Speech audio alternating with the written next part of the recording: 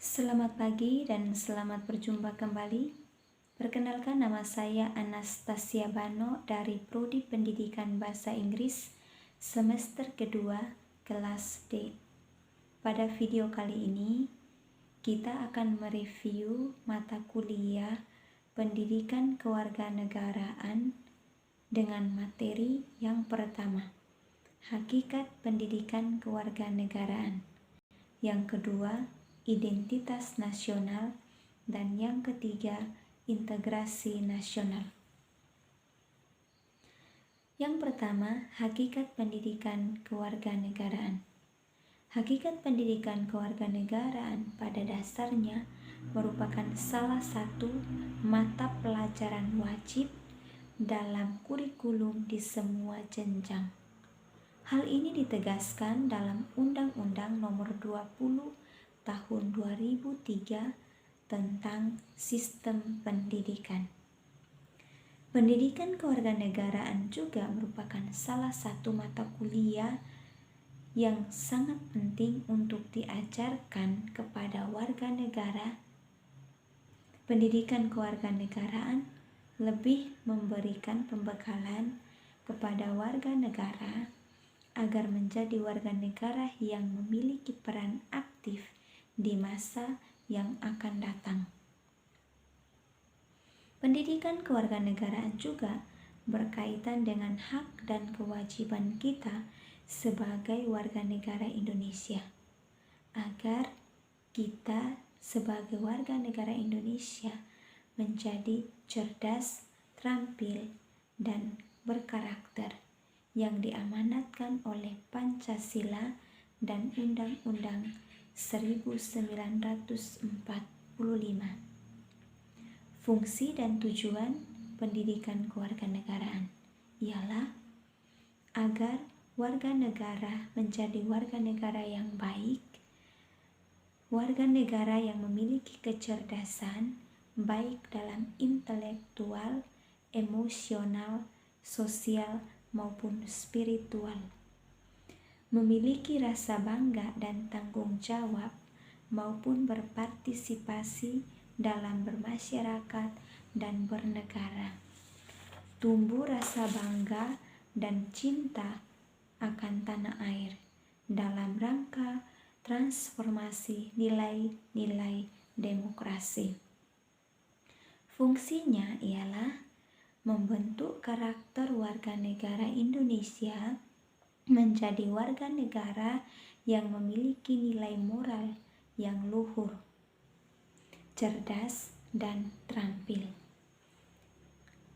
Tujuannya ialah untuk membentuk masyarakat yang memiliki budi pekerti dan selalu berpikir kritis, berpartisipasi aktif, dan bertanggung jawab. Yang kedua, identitas nasional. Identitas nasional merupakan istilah yang dibagi dalam dua kata, yaitu identitas dan nasional. Secara harafiah, identitas ialah ciri-ciri, jati diri, atau tanda yang melekat pada seseorang atau sesuatu yang berguna untuk membedakannya dengan sesuatu yang lain. Sedangkan nasional adalah identitas yang melekat pada kelompok-kelompok terkait karena kesamaan fisik, baik itu budaya, agama, fisik, keinginan, dan cita-cita. Maka kalau kita menggabungkan, identitas nasional adalah kepribadian nasional atau jati diri nasional yang dimiliki suatu bangsa untuk membedakan bangsa yang satu dengan bangsa yang lain. Maka berdasarkan hal ini, setiap bangsa yang ada saat ini memiliki identitas masing-masing sesuai dengan keunikan sifat, dan karakter dari bangsa itu sendiri. Identitas nasional dapat kita artikan sebagai sebuah kesatuan yang dikaitkan dengan nilai-nilai yang ada di dalam tanah air, nilai-nilai yang ada di tanah air. Nilai-nilai itu memperlihatkan ciri khas yang berbeda dengan bangsa-bangsa lain, atau umumnya kita kenal dengan nasionalisme. Faktor-faktor pembentukan identitas nasional. Yang pertama, faktor objektif. Yang kedua, faktor subjektif. Yang ketiga, faktor primer. Yang keempat, faktor pendorong. Yang kelima, faktor penarik. Dan yang keenam, faktor reaktif. Fungsinya ialah yang pertama, sebagai alat untuk mempersatukan bangsa. Yang kedua, sebagai landasan negara. Dan yang ketiga, sebagai karakteristik bangsa dan membedakan dari bangsa lain.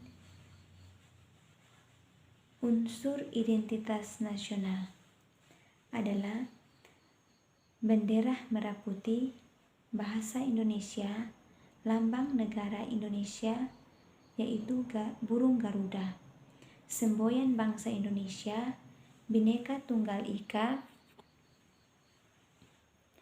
lagu kebangsaan Indonesia, dasar falsafah negara yaitu Pancasila. Yang ketiga, integrasi nasional. Integrasi nasional adalah suatu hal yang mempersatukan segala perbedaan yang ada dalam masyarakat dan menjadikan suatu keseluruhan yang tidak terpisahkan. Maka secara umum, integrasi nasional yang mencerminkan komposisi dari kesatuan proses berkumpulnya individu-individu dari berbagai daerah yang berbeda dan beragam. Integrasi nasional juga merupakan proses penyesuaian diri dengan berbagai faktor budaya untuk mencapai keselarasan fungsi-fungsi yang ada dalam kehidupan bermasyarakat.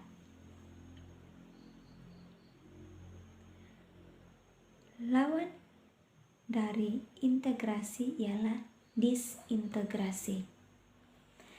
Disintegrasi adalah konsep yang sangat berkaitan dengan konflik dan ketidakstabilan.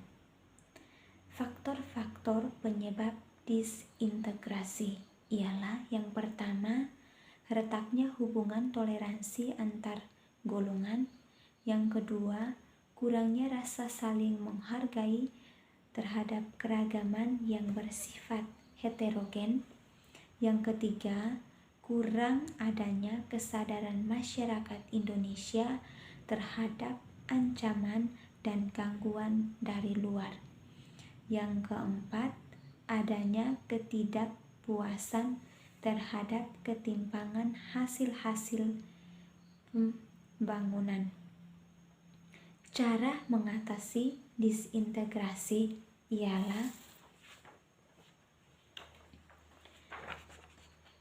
menjaga persatuan dengan cara membangun dan menghidupkan terus komitmen, kesadaran, dan kehendak untuk bersatu, menciptakan kondisi dan membangun diri untuk menyatukan persatuan dan kesatuan bangsa, dan juga mempunyai rasa memiliki atau rasa cinta akan tanah air.